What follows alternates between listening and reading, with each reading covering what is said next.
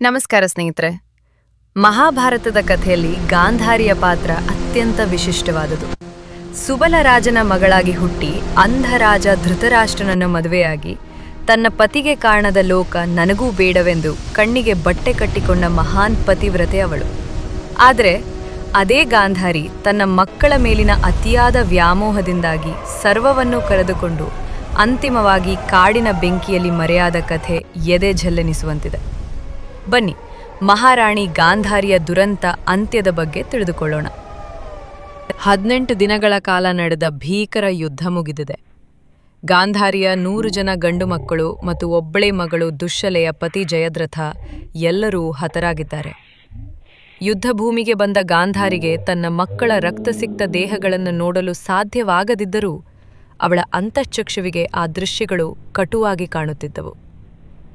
ದುರ್ಯೋಧನನ ಮೃತದೇಹದ ಬಳಿ ಕುಳಿತ ಗಾಂಧಾರಿ ಹಲುಬುತ್ತಾಳೆ. ಅವಳ ದುಃಖ ಕ್ರೋಧವಾಗಿ ಬದಲಾಗುತ್ತದೆ. ಅಲ್ಲಿಗೆ ಬಂದ ಕೃಷ್ಣನನ್ನು ಕಂಡು ಅವಳ ರಕ್ತ ಕುದಿಯುತ್ತದೆ. ಕೃಷ್ಣ, ನೀನು ದೈವ ಸ್ವರೂಪಿ ಎಂದು ಎಲ್ಲರೂ ಹೇಳುತ್ತಾರೆ. ನಿನಗೆ ಈ ಯುದ್ಧವನ್ನು ನಿಲ್ಲಿಸುವ ಶಕ್ತಿ ಇತ್ತು. ಆದರೆ ನೀನು ಪಾಂಡವರ ಗೆಲುವಿಗಾಗಿ ನನ್ನ ವಂಶವನ್ನೇ ನಿರ್ವಂಶ ಮಾಡಿದೆ ಎಂದು ಗರ್ಜಿಸುತ್ತಾಳೆ. ಗಾಂಧಾರಿ ತನ್ನ ತಪೋಶಕ್ತಿಯನ್ನೆಲ್ಲ ಕ್ರೋಧವಾಗಿ ಪರಿವರ್ತಿಸಿ ಕೃಷ್ಣನ ಮುಂದೆ ನಿಲ್ಲುತ್ತಾಳೆ. ಹೇ ಗೋವಿಂದ, ಈ ಭೂಮಿಯ ಮೇಲೆ ನನ್ನ ಮಕ್ಕಳನ್ನು ಕಳೆದುಕೊಂಡು ನಾನು ಹೇಗೆ ರೋಧಿಸುತ್ತಿದ್ದೇನೋ ಹಾಗೆಯೇ ಇಂದಿನಿಂದ 36 ವರ್ಷಗಳ ನಂತರ ನಿನ್ನ ಯದುವಂಶವು ನಾಶವಾಗಲಿ. ಕೇವಲ ಹೊರಗಿನ ಶತ್ರುಗಳಿಂದಲ್ಲ, ನಿನ್ನವರೇ ಕುಡಿದು ಮದೋನ್ಮತ್ತರಾಗಿ ಒಬ್ಬರನ್ನೊಬ್ಬರು ಕಡಿದುಕೊಂಡು ಸಾಯಲಿ. ಕೊನೆಗೆ ನೀನು ಅನಾಥನಾಗಿ ಕಾಡಿನಲ್ಲಿ ಪ್ರಾಣ ಬಿಡು. ಕೃಷ್ಣನು ವಿಚಲಿತನಾಗದೆ ಆ ಶಾಪವನ್ನು ಒಂದು ಹೂವಿನಂತೆ ಸ್ವೀಕರಿಸಿ, ತಾಯಿ, ಯದುವಂಶದ ವಿನಾಶಕಾಲ ಹತ್ತಿರ ಬಂದಿದೆ. ನಿನ್ನ ಶಾಪವು ಅದಕ್ಕೆ ನೆಪವಷ್ಟೇ ಎನ್ನುತ್ತಾನೆ. ಈ ಶಾಪವೇ ಮುಂದಿನ ದುರಂತಕ್ಕೆ ಮುನ್ನುಡಿಯಾಗುತ್ತದೆ. ಯುದ್ಧದ ನಂತರ ಧರ್ಮರಾಯ ಹಸ್ತಿನಾಪುರದ ರಾಜನಾಗ್ತಾನೆ. ಅವನು ಧೃತರಾಷ್ಟ್ರ ಮತ್ತು ಗಾಂಧಾರಿಯನ್ನು ತನ್ನ ಹೆತ್ತ ತಂದೆ ತಾಯಿಗಿಂತಲೂ ಮಿಗಿಲಾಗಿ ಗೌರವಿಸ್ತಾನೆ. ಆದರೆ ಭೀಮನಿಗೆ ಅವರ ಮೇಲಿನ ಸಿಟ್ಟು ಆರಿರುವುದಿಲ್ಲ. ಭೀಮನು ಆಗಾಗ್ಗೆ ಅರಮನೆಯಲ್ಲಿ ಗಾಂಧಾರಿ ಮತ್ತು ಧೃತರಾಷ್ಟ್ರನಿಗೆ ಕೇಳುವಂತೆ, ನನ್ನ ಗದೆಯ ಏಟಿಗೆ ಬಿದ್ದ ನಿಮ್ಮ ಮಕ್ಕಳ ಮೂಳೆಗಳು ಇನ್ನೂ ಶಬ್ದ ಮಾಡ್ತಿವೆ ಎಂದು ಚುಚ್ಚು ಮಾತನಾಡ್ತಿದ್ದನು. ಈ ಮಾತುಗಳು ಗಾಂಧಾರಿಯ ಮನಸ್ಸನ್ನು ಚುಚ್ಚುತ್ತಿದ್ದವು. ಅರಮನೆಯ ವೈಭೋಗ ಅವಳಿಗೆ ನರಕದಂತೆ ಕಾಣತೊಡಗಿತು. ಕೊನೆಗೆ ಅವಳು ವೈರಾಗ್ಯದ ಹಾದಿ ಹಿಡಿಯಲು ನಿರ್ಧರಿಸುತ್ತಾಳೆ. ಧೃತರಾಷ್ಟ್ರ, ಗಾಂಧಾರಿ ಮತ್ತು ಕುಂತಿ ಮೂವರು ರಾಜವಸ್ತ್ರಗಳನ್ನು ತ್ಯಜಿಸಿ ನಾರುಮಡಿಯನಟ್ಟು ಕಾಡಿಗೆ ಹೊರಡುತ್ತಾರೆ. ಗಾಂಧಾರಿ ತನ್ನ ಕಣ್ಣಿನ ಬಟ್ಟೆಯನ್ನು ಬಿಚ್ಚೋದಿಲ್ಲ. ಕಾಡಿನ ಮುಳ್ಳಿನ ಹಾದಿಯಲ್ಲಿ ಧೃತರಾಷ್ಟ್ರನ ಕೈ ಹಿಡಿದು ನಡೀತಾಳೆ. ಇವರ ಜೊತೆಗೆ ನಿಷ್ಠಾವಂತ ಸಂಜಯ ಕೂಡ ಹೋಗ್ತಾನೆ. ಅವರು ಹಿಮಾಲಯದ ತಪ್ಪಲಿನಲ್ಲಿರುವ ಗಂಗಾದ್ವಾರ ಎಂಬಲ್ಲಿ ಆಶ್ರಮ ಸ್ಥಾಪಿಸ್ತಾರೆ. ಅಲ್ಲಿ ಗಾಂಧಾರಿಯ ತಪಸ್ಸು ಕಠಿಣವಾಗ್ತಾ ಹೋಗ್ತದೆ. ಅವಳ ಆಹಾರವನ್ನು ತ್ಯಜಿಸಿ ಕೇವಲ ನೀರು ಮತ್ತು ಗಾಳಿಯನ್ನೇ ಸೇವಿಸ್ತಾ ಅಸ್ಥಿಪಂಜರದಂತಾಗ್ತಾಳೆ. ಅವಳ ಮನಸ್ಸು ಈಗ ಲೌಕಿಕ ಜಗತ್ತಿನಿಂದ ದೂರವಾಗಿ ಪರಮಾತ್ಮನತ್ತ ಮುಖ ಮಾಡಿರ್ತದೆ. ಕಾಡಿಗೆ ಬಂದು 3 ವರ್ಷಗಳಾಗಿದ್ದವು. ಒಂದು ದಿನ ಧೃತರಾಷ್ಟ್ರನು ಗಂಗಾ ನದಿಯಲ್ಲಿ ಸ್ನಾನ ಮುಗಿಸಿ ಮರಳುವಾಗ ಕಾಡಿನಲ್ಲಿ ವಿಪರೀತ ಗಾಳಿ ಬೀಸತೊಡಗುತ್ತದೆ. ಆ ಗಾಳಿಗೆ ಒಣಗಿದ ಮರಗಳು ಒಂದಕ್ಕೊಂದು ಉಜ್ಜಿ ಬೆಂಕಿ ಹೊತ್ತಿಕೊಳ್ಳುತ್ತದೆ. ಅದು ಸಾಧಾರಣ ಬೆಂಕಿಯಲ್ಲ, ಇಡೀ ಕಾಡನ್ನೇ ನುಂಗಲು ಬಂದ ಪ್ರಳಯದ ಜ್ವಾಲೆ. ಬೆಂಕಿಯ ಕೆನ್ನಾಲಗೆಗಳು 4 ದಿಕ್ಕಿನಿಂದ ಅರಸುತ್ತಾ ಬರುತ್ತಿವೆ. ಕಾಡಿನ ಪ್ರಾಣಿಗಳು ಕಿರುಚುತ್ತಾ ಓಡುತ್ತಿವೆ.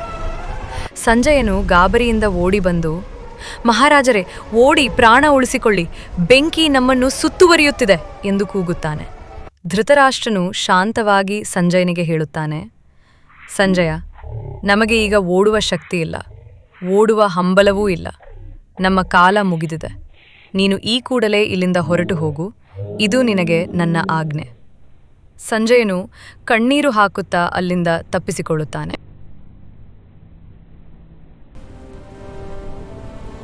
ಬೆಂಕಿ ಹತ್ತಿರ ಬಂದಂತೆ ಗಾಂಧಾರಿ ತನ್ನ ಪತಿ ಧೃತರಾಷ್ಟ್ರ ಮತ್ತು ಅತ್ತೆ ಕುಂತಿಯ ಜೊತೆ ಸೇರಿ ಪೂರ್ವಾಭಿಮುಖವಾಗಿ ಕುಳಿತುಕೊಳ್ಳುತ್ತಾಳೆ. ಗಾಂಧಾರಿ ತನ್ನ ಮನಸ್ಸನ್ನ ಶೂನ್ಯದಲ್ಲಿ ಲೀನಗೊಳಿಸುತ್ತಾಳೆ. ಅವಳು ಅನುಭವಿಸಿದ 100 ಮಕ್ಕಳ ಸಾವಿನ ನೋವು, ಕೃಷ್ಣನಿಗೆ ನೀಡಿದ ಶಾಪ, ಅರಮನೆಯ ಸುಖ ಎಲ್ಲವೂ ಆ ಬೆಂಕಿಯ ಜ್ವಾಲೆಯಲ್ಲಿ ಗೌಣವಾಗುತ್ತವೆ. ಬೆಂಕಿ ಅತಿಕ್ರಮಿಸಿದಾಗ ಅವಳು ಕಿರುಚಲಿಲ್ಲ ಅಥವಾ ಭಯಪಡಲಿಲ್ಲ. ಯೋಗಾಗ್ನಿಯಲ್ಲಿ ಬೆಂದು ಅವರು ಮುಕ್ತಿಯನ್ನು ಹೊಂದುತ್ತಾರೆ. ಮರುದಿನ ಬೆಳಿಗ್ಗೆ ಅಲ್ಲಿ ಕೇವಲ ಬೂದಿಯ ರಾಶಿ ಇರುತ್ತದೆ. ಹಸ್ತಿನಾಪುರದ ಮಹಾರಾಣಿಯಾಗಿದ್ದವಳು, ಕಣ್ಣಿಗೆ ಬಟ್ಟೆ ಕಟ್ಟಿ ಧರ್ಮದ ಹಾದಿಯಲ್ಲಿ ನಡೆದವಳು, ಅಂತಿಮವಾಗಿ ಪಂಚಭೂತಗಳಲ್ಲಿ ವಿಲೀನವಾಗುತ್ತಾಳೆ.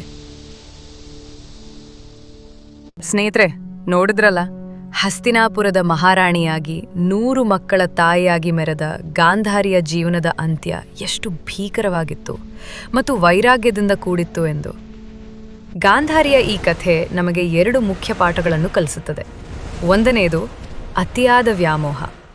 ತನ್ನ ಮಕ್ಕಳ ತಪ್ಪುಗಳನ್ನು ತಿದ್ದದ ಕಾರಣಕ್ಕೆ ಅವಳು ಇಡೀ ವಂಶವನ್ನೇ ಕಳೆದುಕೊಳ್ಳಬೇಕಾಯಿತು. ಇನ್ನೊಂದೆಡೆ ಕ್ರೋಧದ ಶಕ್ತಿ. ಒಬ್ಬ ತಾಯಿಯ ಕಣ್ಣೀರು ಮತ್ತು ಶಾಪ ಸಾಕ್ಷಾತ್ ಪರಮಾತ್ಮನನ್ನೇ ಬಿಡಲಿಲ್ಲ. ಎಂತಹ ಜ್ಞಾನಿಯಾದರೂ, ಎಂತಹ ಶಕ್ತಿವಂತರಾದರೂ, ಕಾಲದ ಚಕ್ರದ ಮುಂದೆ ಮತ್ತು ಕರ್ಮಫಲದ ಮುಂದೆ ಎಲ್ಲರೂ ತಲೆಬಾಗಲೇಬೇಕು ಎಂಬುದು ಈ ಮಹಾದುರಂತದ ಸಾರ. ನಿಮಗೆ ಗಾಂಧಾರಿಯ ಈ ಅಂತಿಮ ಪಯಣದ ಬಗ್ಗೆ ಏನನ್ನಿಸುತ್ತೆ? ಕೃಷ್ಣನಿಗೆ ಅವಳು ಶಾಪ ನೀಡಿದ್ದು ಸರಿಯೇ? ನಿಮ್ಮ ಅಭಿಪ್ರಾಯವನ್ನ ದಯವಿಟ್ಟು ಕಮೆಂಟ್ ಬಾಕ್ಸ್ನಲ್ಲಿ ತಿಳಿಸಿ. ಇದೇ ರೀತಿಯ ಮಹಾಭಾರತದ ಆಸಕ್ತಿದಾಯಕ ಮತ್ತು ಅಪರಿಚಿತ ಕಥೆಗಳಿಗಾಗಿ ನಮ್ಮ ಚಾನೆಲ್ ಅನ್ನು ಸಬ್ಸ್ಕ್ರೈಬ್ ಮಾಡಿ. ಈ ವಿಡಿಯೋ ಇಷ್ಟವಾದರೆ ಲೈಕ್ ಮಾಡಿ ಮತ್ತು ನಿಮ್ಮ ಸ್ನೇಹಿತರೊಂದಿಗೆ ಶೇರ್ ಮಾಡಿ. ಮುಂದಿನ ವಿಡಿಯೋದಲ್ಲಿ ಮತ್ತೆ ಸಿಗೋಣ. ಧನ್ಯವಾದಗಳು.